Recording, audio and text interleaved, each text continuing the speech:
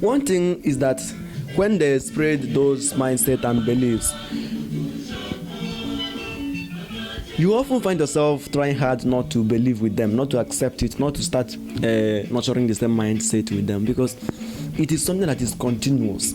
They say it daily, they incorporate it into their lifestyle, they incorporate it into their mind, they incorporate it into the way they live. Everything about them is already saturated by that belief.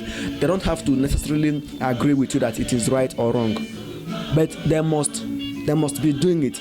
And most times the majority of people always accept it, because I know that it is even the fear of spiritism that makes our life more difficult than even how they are ready, willing, or capable of hurting us. God himself, who owns all power, is capable of hurting us or harming us even if he wants to. But the thing is that he loves us more than we know, so he's not willing to do it.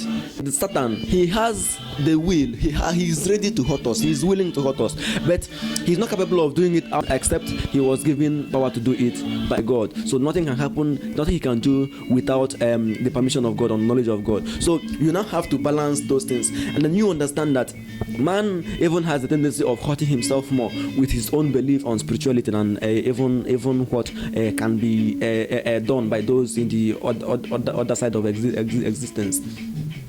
There is a family in my locality. When I was in the village, I would still travel among them again. I would go back to them again. I would interact with them, speak with them personally, and then you will hear from the horse's mouth. There was a family in my village who of whom it was said that they had generational poverty. I went to this family. I lived there for many years, more than 18 years. So from when I was growing up, I went among the families. While I observed them, their relatives, wherever they are married, their aunties, their uncles, the father, the dad, the children, even those in the same class with us, all of them are just bunch of never-do-wells. Sorry for using that. They feed from hand to mouth. They wear the best rag in their bag. They live in shanty buildings, and I went back and checked again. I asked myself, what kind of job do these people do? What lifestyle do they live? You see that there is this kind of job, this mid-gear occupation that they are always doing, which revolves around trying to afford the daily bread. Everybody is poor. I myself, I am poor. Yes, but there is a difference between being whom you are at the moment. Even the Bible says, man know thyself, accepting who you are at the moment, making a clear outline of what you want to become in the future. And now, whatever you get today, you divide them into 2 or 3. Take a part and work and solve your present problem. Then you take the other part and then keep in store or put it somewhere else for your future. You add it there. As time is growing, there are things you don't like about yourself, your families. You change it. Any kind of profession that does not pay the bills needs to be changed immediately. Any occupation that cannot pay the bills needs to be changed immediately. And any occupation that pays only the bills need to be reformed, to be worked on. But most times we keep doing the thing, one thing over and over again, expecting a change. Sometimes we don't even do anything at all. We just go home and sleep, waiting for God to come down from heaven and solve our problems. But one thing is that life does not work that way. It is difficult, very difficult for life to work that way. We must do something, do the right thing, the right way, at the right time, in the right environment before we achieve a positive result. When any of those things are missing, if we didn't do the right thing, if we didn't do it the right way, in the right environment and the right time, we can never achieve a positive result. That is why you see many people labor many times over and over again, many years, and only a few of them become successful at last. If you understand what I'm saying, you can relate. If you don't understand, go and read the book of Ecclesiastes, all the whole book in the Bible, then you will understand. A family that does the same thing, they go to the market, I am not deriding the poor.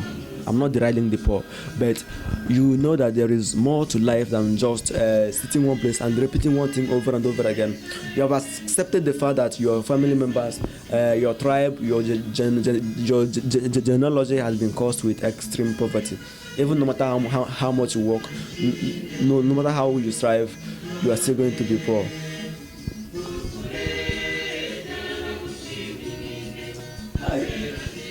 One thing is that these people are very difficult to be convinced.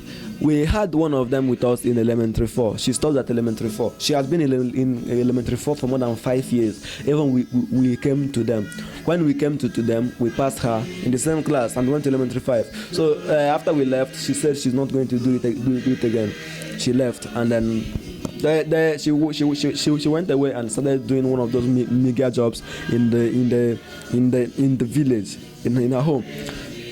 When one of them will become of age and to get married, those of us who see marriage as a way of solving our present problem of hunger, food, and shelter, they will give her to one man like that, who is the farmer who barely feeds. And when they do that, they tell you that marriage is just a blessing from God. Yes, it's a blessing.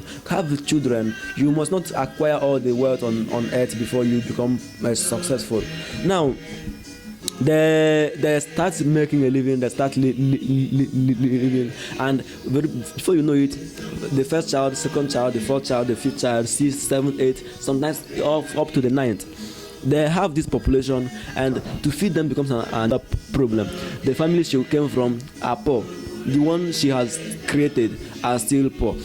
They will not want to send her children to school, so that they would want to make some changes and become new people. It will never happen. But when the children become of age, they will make them, their brain has been made to understand that sedentary lifestyle of their parents. That is the ultimate, that is the end, that is their limit, the ceiling, which is their limit, and not even the sky. They start imitating the same lifestyle that their parents lived, the occupational line, the mindset line, the religious line, the environment, the circle, educational level, everything becomes the same. Not even a literacy, not even the ability to read and to know how to read and write. When an opportunity comes for them to make some changes to their life and become better people, they will not even know what it is, because we aren't made for about this. We have many of them in the city here who are farmers. They cultivate. They are hawkers. They're oh God of Nazareth. Sometimes watching them makes you become emotional. You try to sit down with them and explain many things to them, but they will never listen to you. The first motivation of a hungry man is to give him food. But if you give him food, many of them will just go back to bed and sleep. That is the major problem. We are hoping that we can make some changes. Very soon I will be traveling among them. I will speak with them. I will interact with them and know if they can make some changes. They can explain their own problems, what it is and how it is, and the efforts they are making us to become better. And until that time arrives, let us just use this analysis to understand the situation first. When we have understood the situation, we can then go and study them. After studying them, we can know and ask of God to provide us with resources with which we can help them. But I stand for literacy for my people.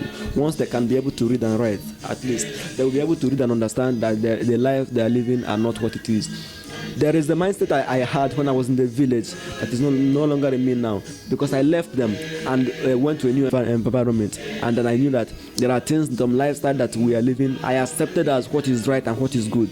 That is not even what it is. There is still whom I am now, that as I'm going upper and higher, I will still understand that these things need transformation. This one needs reformation. This one needs absolute termination. That is what we call growth in the life of a man. But whatever you do in life, try to change those who are redundant, and if they refuse to let you change them, leave them behind and go your way. Neither humanity nor divinity will blame you for not being humane and helping them out. Thank you. I am always Cypriel, your friend.